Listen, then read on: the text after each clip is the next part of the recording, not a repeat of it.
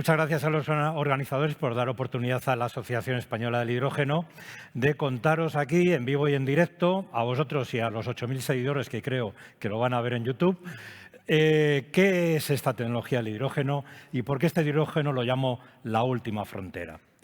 Por cierto, saludos a todos los trekkies que hay en la sala, ellos saben por qué.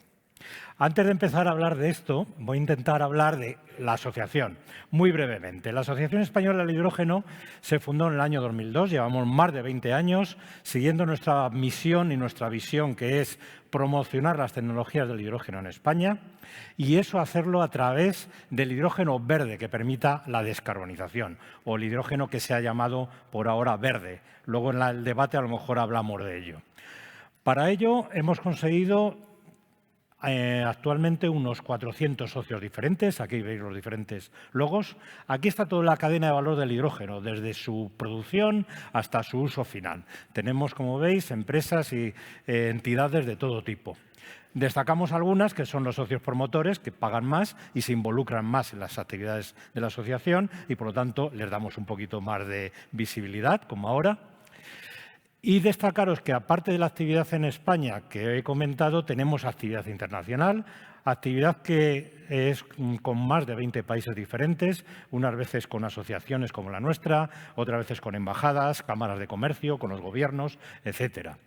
Y destacar sobre todo, como veis ahí, nuestra participación en Hydrogen Europe, que es la asociación de asociaciones del hidrógeno, empresas y entidades de investigación como el CSIC, que realizan los programas de en qué se debe investigar, desarrollar y poner a punto la tecnología del hidrógeno en Europa.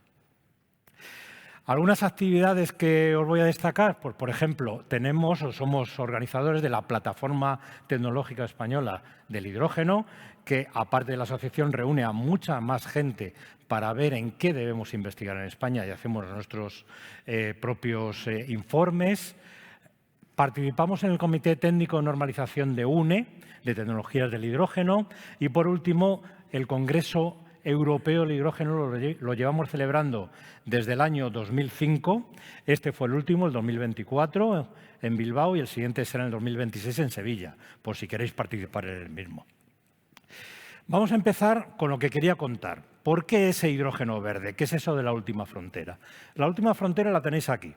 La última frontera es este uso de las energías renovables que en el futuro, apenas a corto plazo, va a significar una mayor electrificación del sistema energético. Y esa mayor electrificación del sistema energético, supongo que sabéis, que requiere un almacenamiento. Estas energías renovables tenemos que almacenarlas para su uso exactamente igual que utilizamos ahora las fósiles, cuando nos dé la gana y no cuando ellas quieren.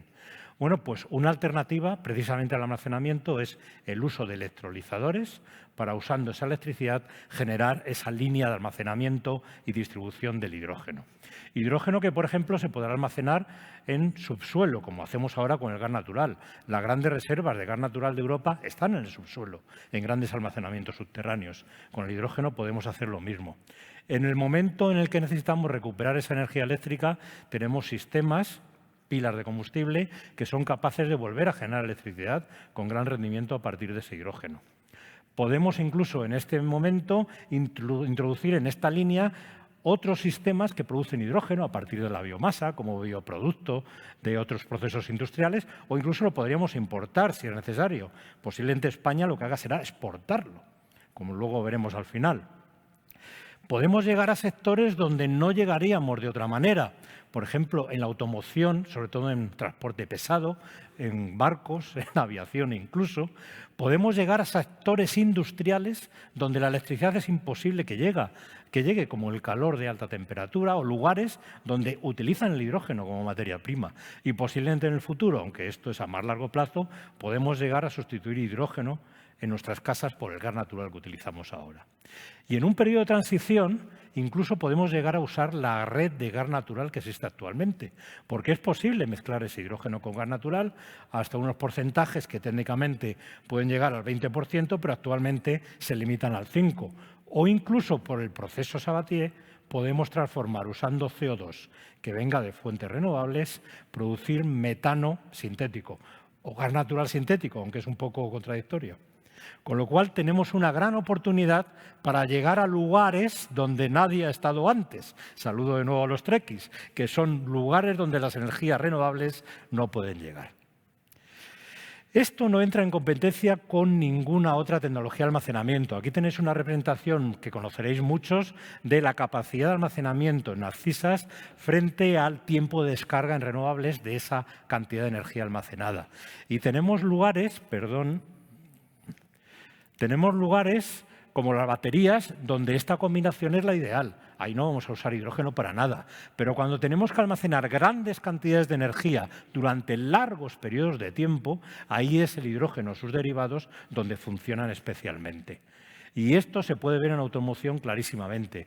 Este es un esquema similar al anterior, pero se representa cantidad de kilómetros que puede hacer un vehículo frente a su carga neta que puede transportar.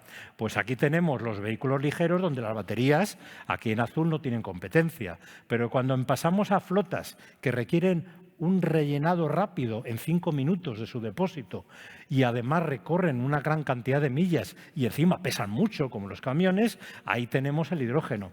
Y cuando llegamos a barcos y aviones, tenemos combustibles sintéticos derivados de este hidrógeno que no tienen ninguna, que es imposible utilizar de otra manera en ese transporte tan pesado.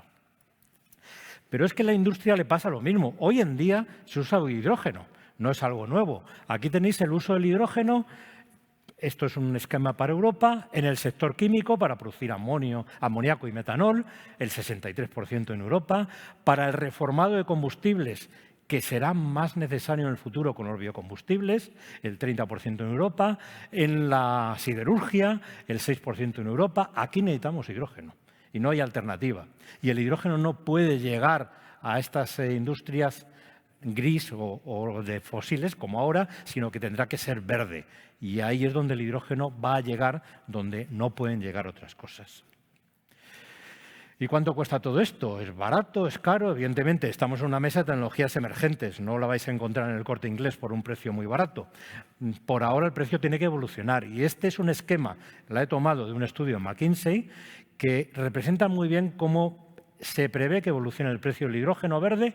Lo tenéis aquí, frente al hidrógeno que se utiliza por ahora, que es el hidrógeno que viene de combustibles fósiles, que lo tenéis aquí en gris.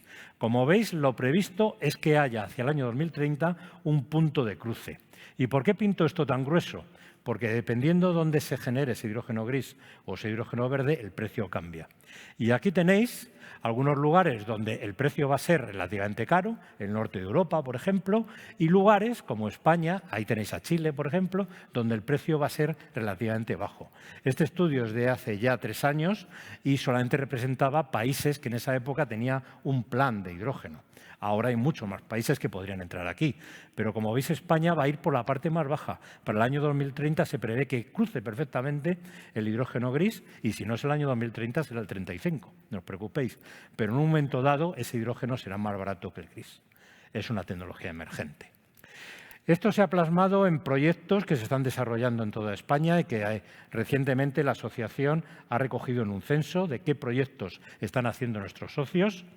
Podéis ir a nuestra página web, aeh2.org, para ver los datos concretos de este proyecto, pero ya os adelanto que estos proyectos que van de TRL3 hasta comerciales, prácticamente la mitad son comerciales y tenemos en TRLs de investigación relativamente básica, de desarrollo de demostrador, como veis la otra mitad repartido por igual. O sea, tenemos en este momento, como tecnología emergente, cosas que están intentando demostrarse como comerciales y un montón de desarrollos actuales que posiblemente se implementarán en el futuro. Y por fin, ya para daros una idea de hasta qué punto esto empieza a ser realidad, Enagas, que es el TSO en España, el que distribuye el hidrógeno, el que tiene la red, perdón, Gas Natural, el que tiene la red de distribución, también ya tiene planes muy concretos para cómo se va a distribuir ese hidrógeno con conducciones propias. Y en una primera fase, este es un resumen de este año, de cómo va a haber un corredor mediterráneo, otro corredor del Ebro, un corredor del norte de España y uno de la Vía de la Plata que conecta con Galicia y con Puerto Llano. Y estos puntos que veis aquí son puntos donde ya esos proyectos indican que se va a producir hidrógeno en diferentes cantidades o que se va a usar. Estos son los azules los que van a usar el hidrógeno. Y como veis, estas líneas son relativamente coherentes con esos puntos de uso y producción. Pero esto es una fase inicial. A largo plazo, a 2050, estas líneas serán mucho mayores. Y una parte importante. Aquí tenemos una conexión con Europa a través del H2Med y otra conexión con Portugal. Porque el objetivo también es, como decía antes, que en España, cuando la tecnología esté implementada y usemos el hidrógeno para nosotros, pueda ser exportado a lugares como el norte de Europa, donde ese precio será mayor y la disponibilidad de hidrógeno y su demanda va a ser la disponibilidad mejor, la demanda mayor. Por lo tanto, todas estas líneas que en Agase está previsto realizar en España tendrán que tener una conexión sí o sí con el resto de Europa. He dejado muchos temas, pero que espero que ahora, durante la discusión, podamos sacarlos y hablar de ellos. Muchas gracias a todos.